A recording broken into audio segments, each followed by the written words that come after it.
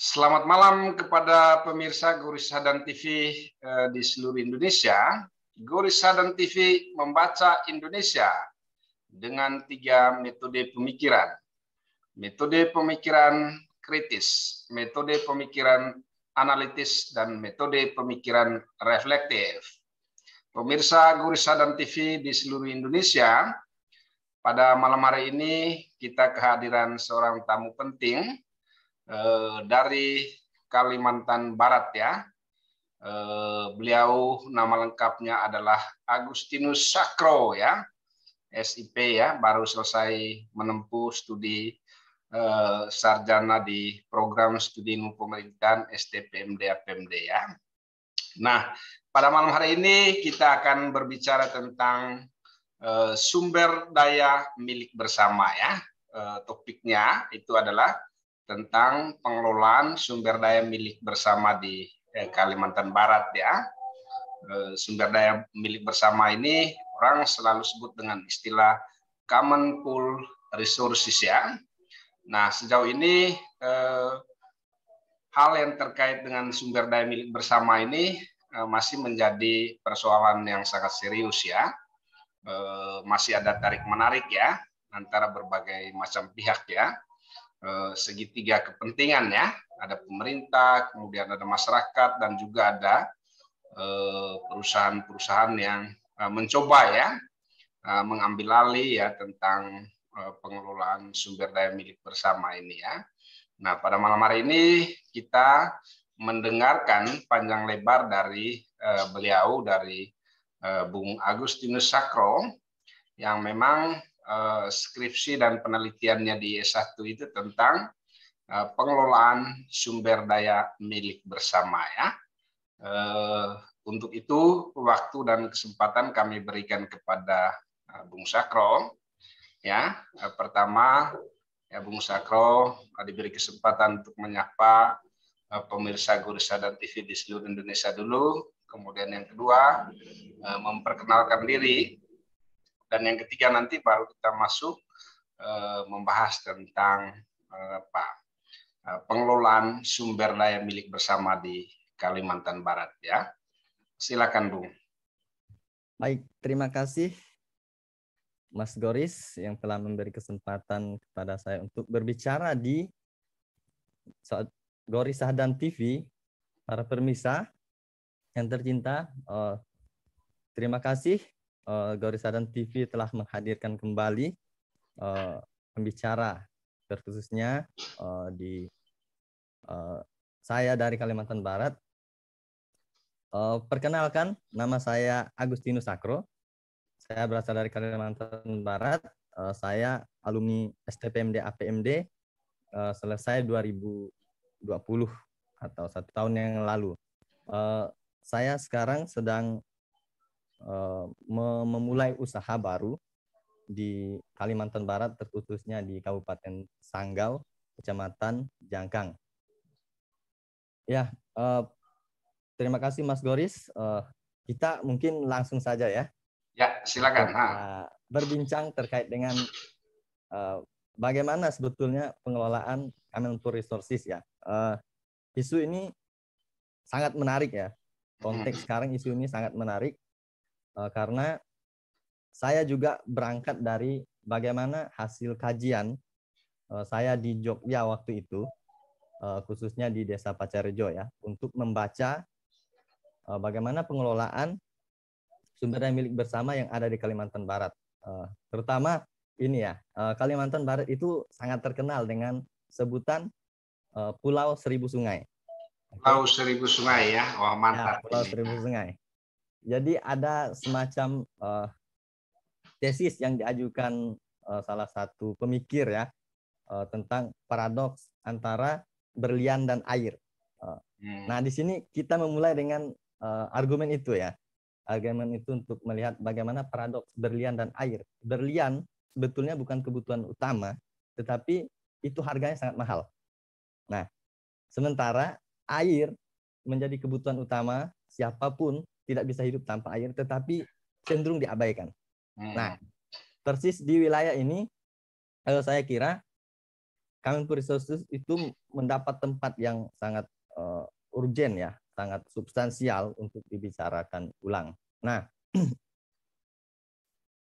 kajian saya waktu mengambil skripsi ya, skripsi itu tentang Kementerian Resources, bagaimana menempatkan sumber daya milik bersama itu bisa dinikmati atau menjadi bagian yang terpenting dan menjadi kebutuhan masyarakat setempat dan tidak ada yang diabaikan. Nah, mungkin di sini sesuai dengan apa yang hendak kita bahas ya pada malam hari ini, saya mengambil salah satu mungkin contoh ya yang ada di Kalimantan Barat, khususnya di salah satu desa, di Desa Nangamompo. Di sana ada salah satu sumber air bersih. Nah, sumber air bersih itu sekarang sedang menghadapi dilema ya. Artinya ketika masyarakat tidak membutuhkan sumber air itu cenderung diabaikan. Tetapi setelah masyarakat ingin membutuhkan karena dihimpit oleh berbagai kebutuhan industri, akhirnya sumber air itu menjadi semacam ada perebutan. Karena sumber air minum, sungai apa segala itu yang seharusnya sudah dijaga oleh masyarakat, tetapi karena ketidakmampuan mungkin ya menahan diri, karena mungkin tuntutan kehidupan juga, akhirnya tanah-tanah di sekitar itu dijual ya, jual ke perusahaan, akhirnya sungai itu tercemar. Nah, Bang Goris, ini menarik, kenapa ini kemudian menjadi semacam perebutan banyak masyarakat gitu ya di salah satu desa itu. Nah, sekarang sumber air itu sudah mendapat tempat air bersih. Tetapi persoalannya adalah bagaimana kemudian pemerintah, masyarakat, dan juga pihak swasta mungkin yang hadir di situ, itu menempatkan sumber daya milik bersama itu. Nah, persis di wilayah ini, pemerintah desa dan juga masyarakat itu mengalami dilematis. Sementara kehadiran mungkin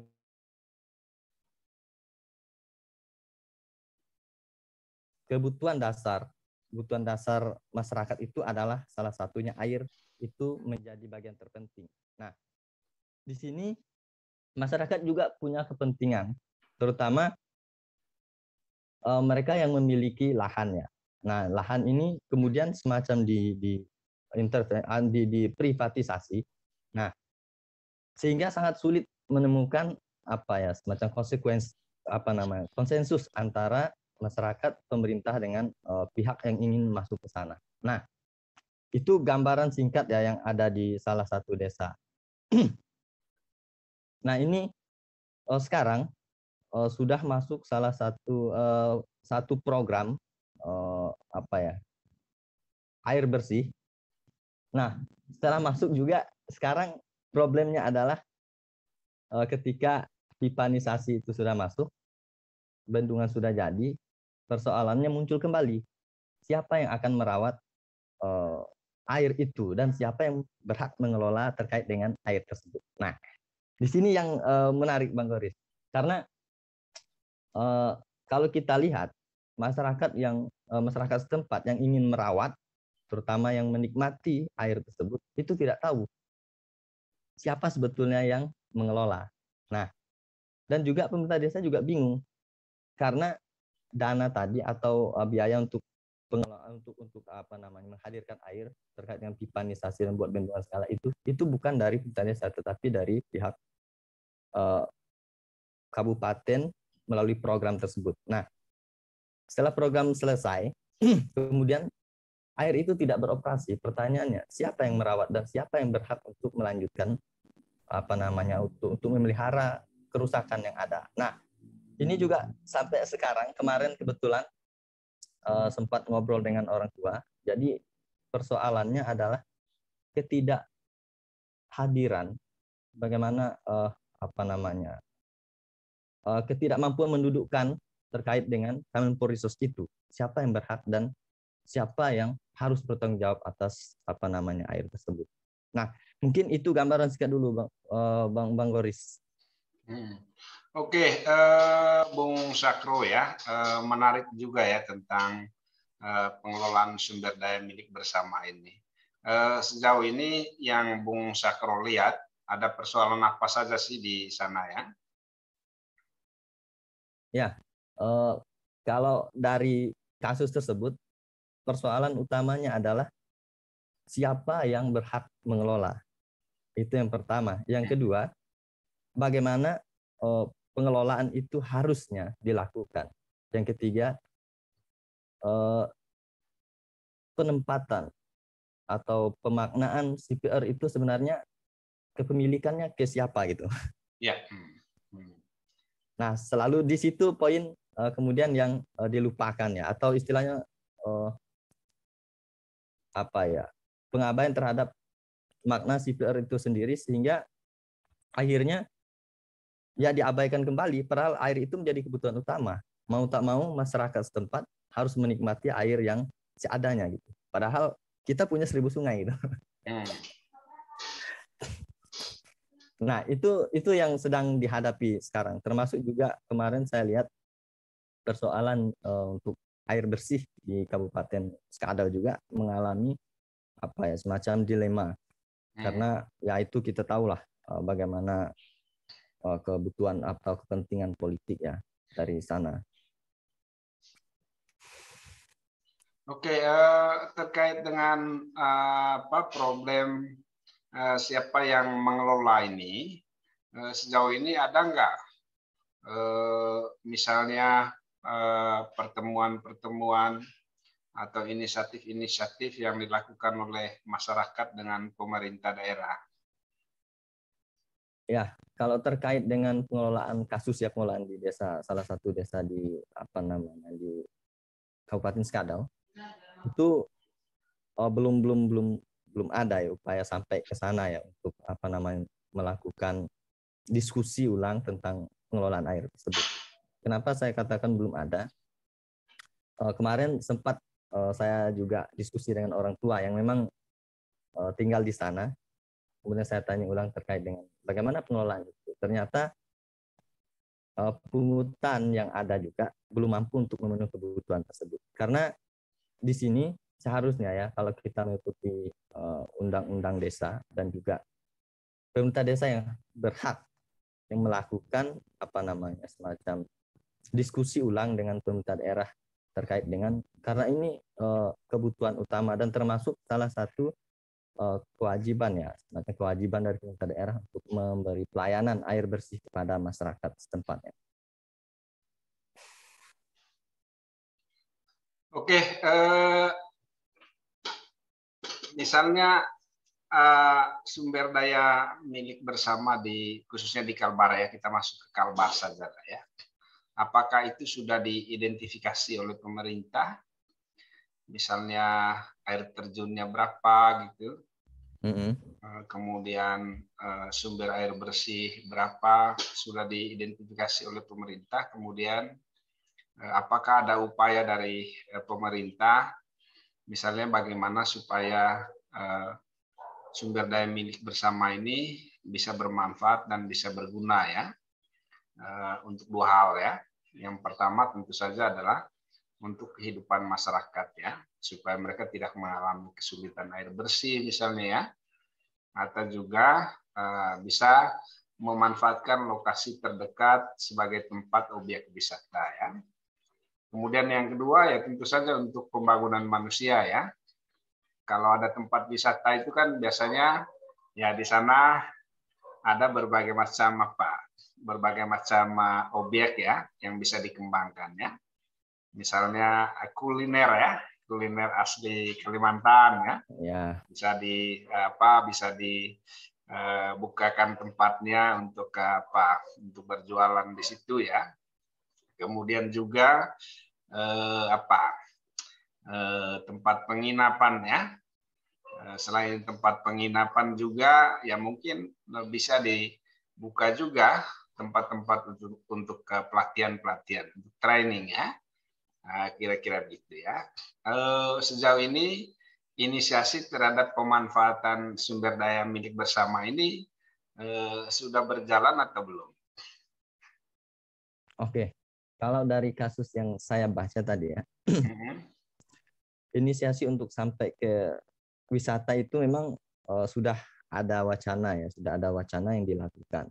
Tetapi kalau kita tempatkan dalam kerangka pengelolaan air bersih di salah satu desa di daerah kami yang saya sebut tadi, itu belum sampai ke sana karena akses ya, terutama akses sangat sulit di sana. Jadi jaringan pun belum ada. Nah, tetapi kalau untuk beberapa tempat wisata yang ada, misalnya eh, Batu Jato ya, Batu Jato itu juga sudah di offer ke sana ya. Artinya sudah mulai dikelola untuk objek wisata dan juga diarahkan untuk semacam mengangkat apa namanya nilai-nilai ke lokal misalnya terkait dengan kuliner. Nah, kalau untuk kita pindah ke kasus yang saya sebut tadi, itu jangankan untuk wisata ya, untuk pemenuh kebutuhan dasar aja itu sudah belum terkelola dengan baik. Artinya kehadiran atau pemanfaatan itu belum optimal. Nah, disinilah kemudian menjadi problem terkait dengan bagaimana akses sebetulnya yang harus didorong ke sana. Tetapi karena sangat sulit juga, makanya kemudian terjadi apa ya, semacam putus rantai apa namanya untuk menyambung ke objek wisata. Tetapi kalau untuk kebutuhan dasar itu seharusnya sudah selayaknya difasilitasi oleh pemerintah daerah dan juga pemerintah desa mendorong ke arah sana. Tapi itu belum maksimal dilakukan sehingga beberapa kali kebutuhan dasar seperti air juga masih mengalami kemacetan dan juga tidak tahu siapa sebenarnya yang mengelola, lembaga apa yang mengelola aset tersebut. Oke, ini makin menarik ya, Bro ya. Ya, Berarti ini sebenarnya membutuhkan pendekatan dengan pemerintah daerah ya, karena sebenarnya kan apa yang menjadi sumber daya milik bersama ini kan perlu apa istilahnya perlu jalan keluar ya, solusi bersama. Baik itu solusi yang berasal dari masyarakat maupun juga solusi yang berasal dari pemerintah ya. Dan saya rasa pemerintah juga perlu didorong ya untuk memanfaatkan potensi-potensi yang ada ya, sumber daya milik bersama ini supaya tidak nganggur ya, atau bisa ya, berguna bagi kehidupan dan kesejahteraan masyarakat yang lebih baik lah ya. Dan saya rasa mungkin ada hal yang perlu disampaikan oleh Bung Sakro ya, bagaimana membangun negosiasi dengan pemerintah ya, atau bagaimana supaya pemerintah juga punya punya empati lah ya, punya punya motivasi ya, punya inisiasi untuk mendekatkan diri kepada masyarakat ya, dalam bentuk ya bagaimana supaya potensi-potensi yang ada ini bisa dikembangkan, bisa dikelola, dan bisa bermanfaat bagi kesejahteraan dan kemajuan masyarakat. ya. Kalau untuk itu saya rasa pengelolaan sumber daya milik bersama, terutama yang di level desa ya, di era Undang-Undang Desa seharusnya pemerintah juga melibatkan pemerintah desa, terutama hadir ya, baik itu pemerintah daerah maupun pemerintah desa itu hadir untuk apa? Terutama untuk memberi pelayanan terkait dengan kebutuhan dasar ya, terutama kalau air ya. Dan pemerintah juga membentuk satu lembaga ya, lembaga untuk mengelola sumber daya milik bersama, sehingga apa? Sehingga semua apa namanya aset yang ada di sana itu jangan sampai apa namanya diabaikan. Nah, di sini juga ada proses negosiasi ya, pertemuan antara bagaimana menyamakan pandangan antara pemerintah daerah, pemerintah desa dan juga masyarakat setempat agar apa? Tidak ada miskomunikasi kemudian hari setelah ada lembaga yang mengolah. Tetapi penekanannya kalau untuk pengelolaan air bersih, kita bisa letakkan pengelolaan itu berada di pemerintah desa dengan membentuk salah satu badan usaha milik desa. Misalnya, mengapa ini menjadi argumen saya? Kita ambil contoh di salah satu desa di Jawa, misalnya di desa apa namanya, Ngelanggeran misalnya, ataupun di desa pengelolaan air terjun Seriketu itu desa apa ya? Seriketuk ya. Ah, Bukannya di Gunung Kidul lah ya. Di salah satu Gunung Kidul, karena beberapa kali saya penelitian di sana, kemudian saya melihat dan ini menjadi salah satu role model yang bisa dipakai untuk mengelola Kemenpur Resources yang tadinya barang yang biasa-biasa saja tetapi menjadi hal yang luar biasa. Nah, saya rasa itu salah satu contoh yang bisa kita terapkan di Kalimantan Barat juga, sebagaimana yang ada di Jawa, walaupun potensinya berbeda. Oke, itu. Mungkin nggak desamu dari sana, kalau memang belum ada inisiasi, belum ada cara untuk pengembangan, bisa dimulai dengan melakukan studi banding ya ke Seriketuk ya. Itu sangat dimungkinkan ya, sangat dimungkinkan untuk studi banding ke sana. Tetapi sebenarnya kita tidak perlu semacam melangkah jauh terkait itu. Saya pernah juga sebenarnya memberi bagaimana sih sebenarnya pengelolaan Kemenpur Resources kita kelola di daerah yang berbeda gitu, tetapi dengan potensi yang berbeda. Dalam kacamata saya, potensi itu kan kalau di tempat kita ada yang memang daerah itu nggak dimungkinkan untuk menjadi objek wisata, tapi ada solusi lain yang bisa kita pakai untuk mengelola Kemenpur Resources dan juga bisa menghasilkan dan memberi kontribusi terhadap desa dan juga mungkin daerah gitu. Oke, Mas Sakro ya, saya rasa ini memang ada sebuah potensi yang sangat luar biasa ya, tetapi belum ada kalau bahasa yang lebih besar itu bisnis plan ya, untuk mengembangkan apa yang sudah ada itu ya. Tetapi itu masih semacam dibiarkan lah ya. Bagaimana misalnya merangsang para pemuda kemudian warga desa supaya mereka istilahnya memelopori ya perubahan untuk mengelola sumber daya desa itu menjadi lebih bermanfaat ya, lebih berguna ya bagi masa depan pembangunan desa, ekonomi desa itu menjadi lebih baik. Ya, kalau solusi itu ya, kalau kita baca di Kalimantan Barat ya, karena kita juga perlu menyesuaikan dengan konteks budaya yang ada ya. Budaya misalnya orang Dayak itu tentu berbeda budaya dengan orang Jawa yang mungkin ya, karena keterbatasan sumber daya itu juga akan membuat orang berpikir ulang tentang bagaimana kita bisa keluar dari situasi ini. Nah, kalau di Kalimantan Barat kita kan punya potensi atau sumber daya yang cukup banyak. Nah, ini juga menjadi salah satu keterlenaan kita untuk membaca bagaimana sumber daya yang tadinya tidur itu bisa menghasilkan finansial misalnya atau uang. Nah, kalau di sini yang perlu kita lihat dulu adalah budayanya.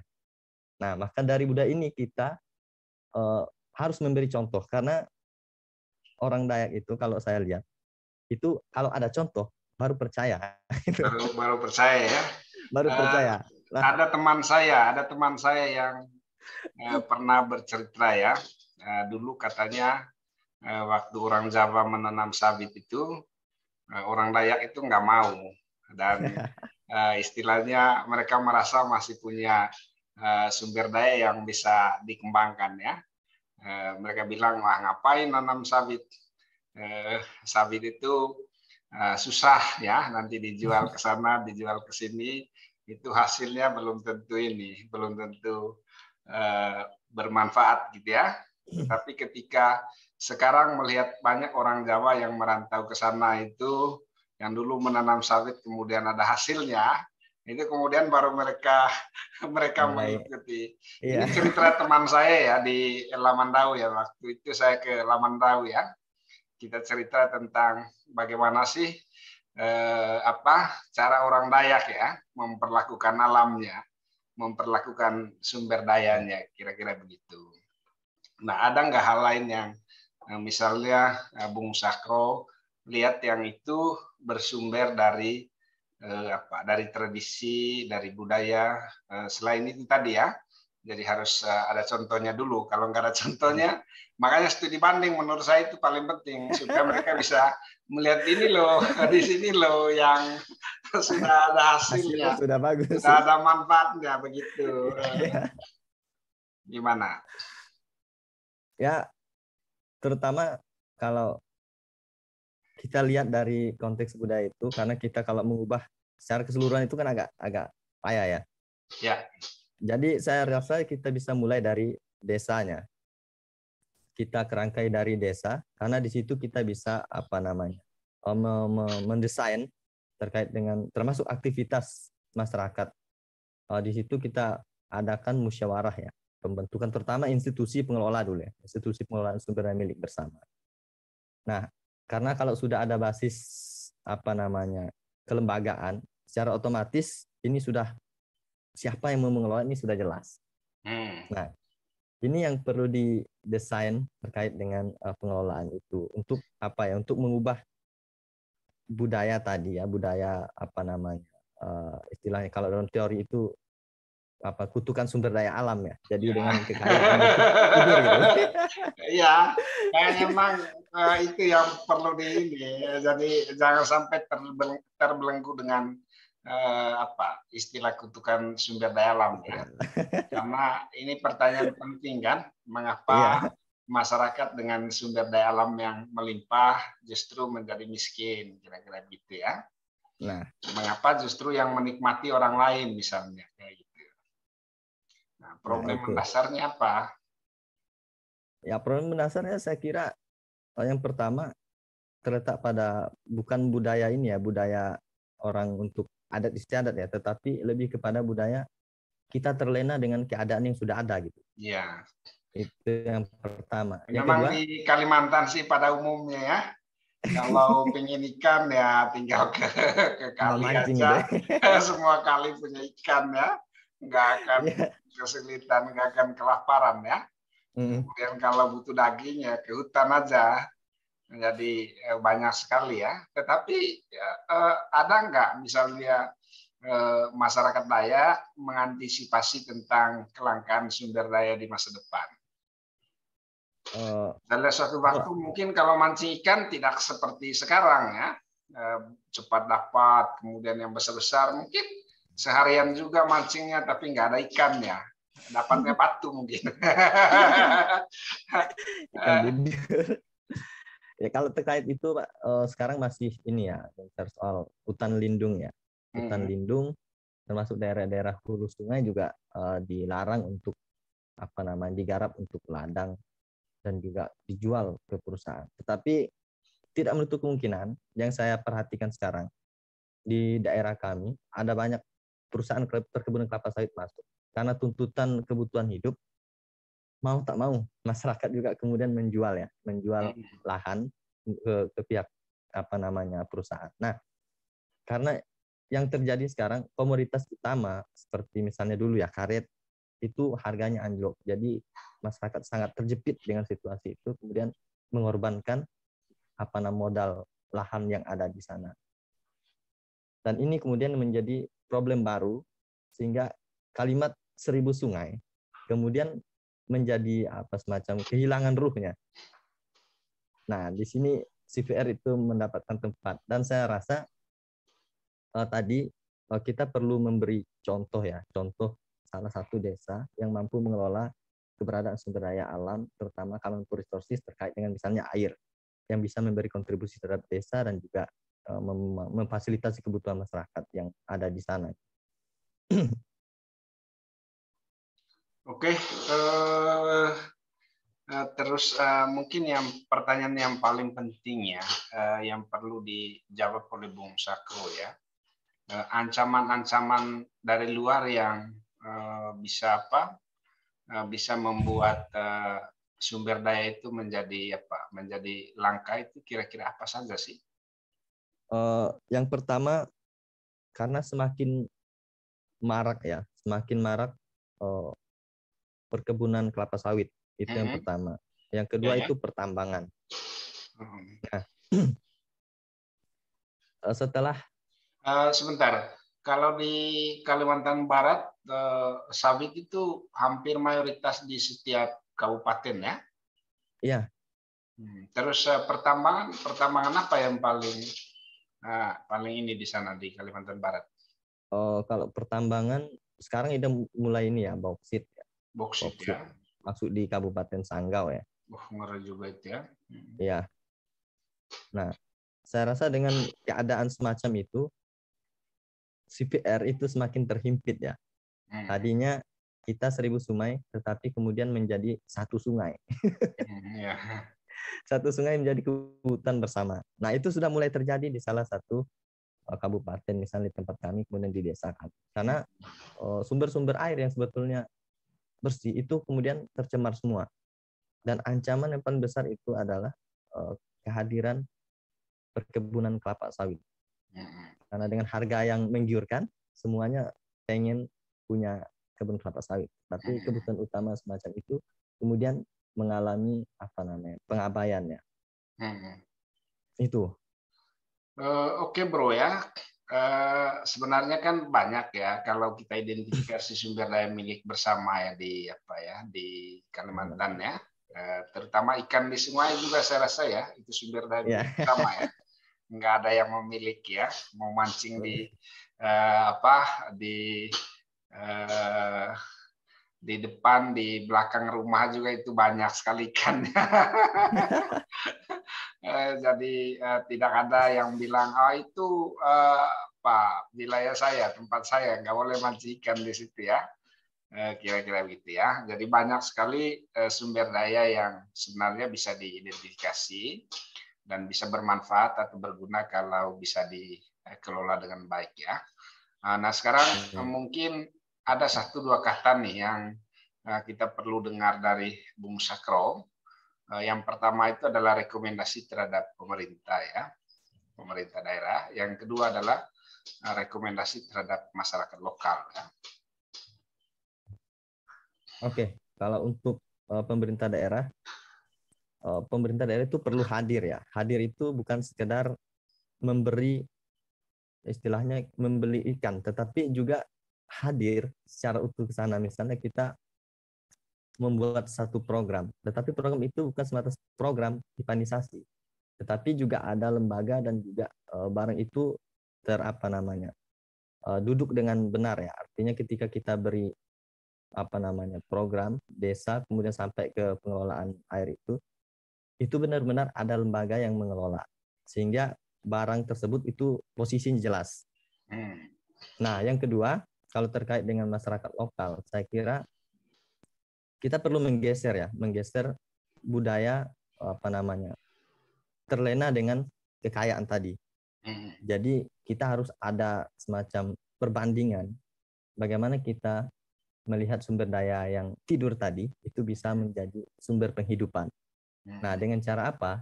Kita perlu berkaca dari orang-orang atau wilayah-wilayah yang sudah berhasil mengelola sumber daya milik bersama. Bukan hanya berkaca dari Pulau Jawa, tetapi juga dari pulau-pulau lain yang punya potensi yang berbeda. Dan juga kita nggak bisa meniru apa yang dilakukan orang-orang di Pulau Jawa, kita lakukan di Kalimantan Barat, harus mengelola wisata. Bukan seperti itu, tetapi sesuai dengan konteks dan kebutuhan yang ada. Nah, saya rasa itu. Oke, Bung Sakro, ini ada satu yang paling penting juga yang Bung Sakro bisa jawab ya. Ini nanti bisa menjadi inspirasi untuk masyarakat lokal ya. Saya pernah melakukan penelitian di Kalimantan Tengah ya, terkait dengan penggunaan uang oleh masyarakat yang barusan menerima kompensasi tanah ya dari perusahaan ya. Kita nggak usah sebut perusahaan lah ya. Yang jelas perusahaan pertambangan ya. Banyak masyarakat yang menerima uang itu miliaran rupiah ya. Dan setelah ditanya bagaimana mereka menggunakan uang itu, dan uang itu ternyata bisa habis dalam waktu yang sangat singkat ya. Mereka pergi ke kota, ke Jakarta, kemana-mana ya. Kemudian dibagi-bagikan kepada keluarga ya. Nah ini juga saya rasa menjadi poin yang penting ya, tentang bagaimana misalnya masyarakat bisa menggunakan uang dengan tepat ya, dengan benar gitu ya. Artinya kan uang ini kan dicari susah-susah ya. Menjual karet itu kan untuk mencari uang ya, menanam karet ya, menanam sawit, menanam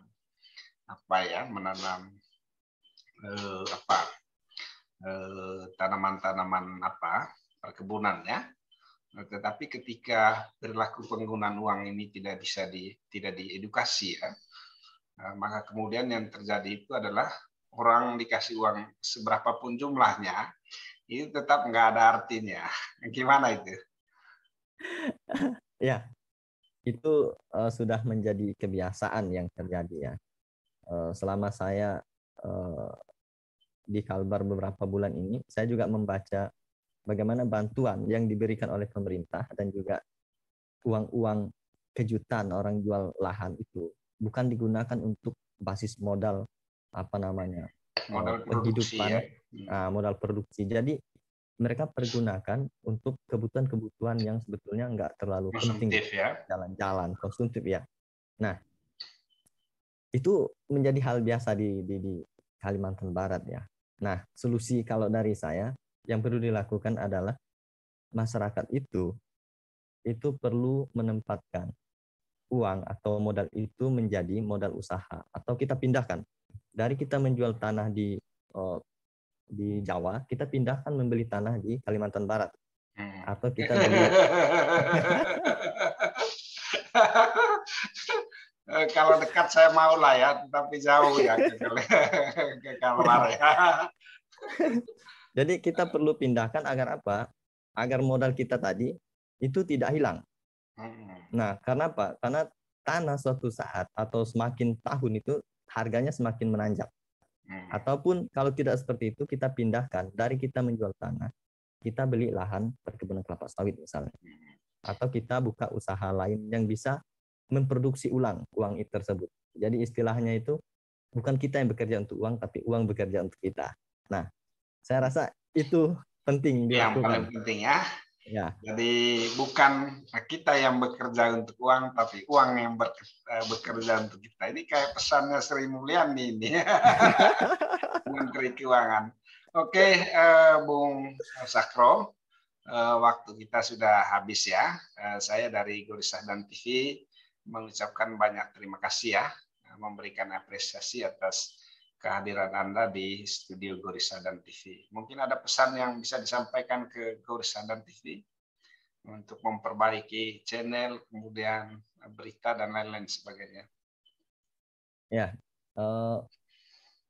kalau untuk itu mungkin tidak terlalu ini ya. Yang pertama, saya mengucapkan banyak terima kasih ya pada Mas Goris yang selalu menghargai setiap karya orang lain gitu. Dan saya juga merasa bangga setelah sekian bulan saya tidak pernah muncul setelah pulang dari Jogja, walaupun sering dikontak gitu. Kemudian hari ini saya bisa kembali berbicara di channel Gorisadan TV. Ya. Nah, ini menjadi satu motivasi baru untuk mengangkat semangat terutama semangat anak muda ya. Ini sangat baik sekali dan ini cukup memotivasi terutama bagi saya yang ada di Kalimantan Barat dan sudah mengalami lingkungan yang berbeda ya. Kalau di Jogja itu kan kita lingkungannya belajar terus gitu. Tapi kalau di Kalimantan itu beda. Nah, demikian mungkin Maktur, terima kasih dari saya. Oke, terima kasih banyak ya. Dan saya memberikan apresiasi yang banyak kepada Mas Sakro ya. Pada intinya ada 2 poin yang kita peroleh pada malam hari ini ya. Yang pertama itu tentu saja adalah edukasi ya kepada masyarakat supaya bisa memanfaatkan atau menggunakan sumber daya milik bersama ini untuk kesejahteraan dan pembangunan manusia Indonesia yang lebih baik ya. Nah, kemudian yang kedua, tentu saja ini adalah ruang ya untuk memperoleh informasi kemudian pengetahuan yang bisa berguna atau bermanfaat ya bagi kepentingan publik yang lebih luas ya, terutama kepentingan masyarakat yang terkait dengan isu-isu pengelolaan sumber daya milik bersama ya. Terima kasih. Sampai ketemu di sesi-sesi selanjutnya ya. Baik, terima kasih.